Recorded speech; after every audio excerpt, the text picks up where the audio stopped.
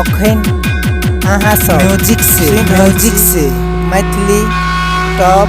हीरे मोती जेवरात तो अमीर लोग पहनते हैं। अरे हीरे मोती और जेवरात तो अमीर लोग पहनते हैं। हम तो दीवाने हैं भोले का, इसलिए रुद्राक्ष पहनते हैं।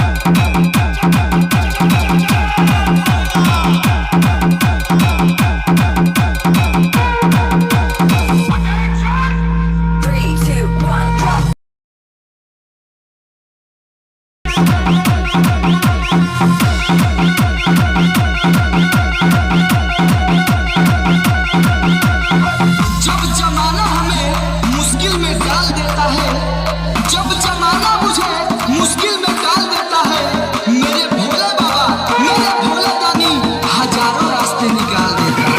अखन अहाँ सब सुन रहल छी मैथिली टॉप म्यूजिक से।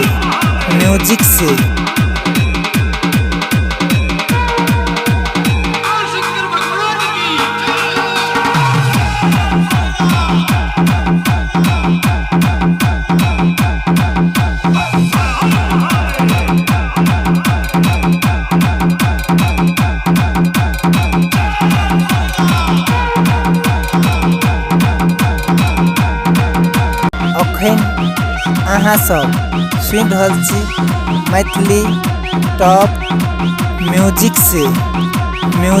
अरे हम महाकाल के भक्त हैं, हर हाल में मस्त रहते हैं। जिंदगी तो एक धुआं है, इसलिए हम चिल्लम में व्यस्त रहते हैं।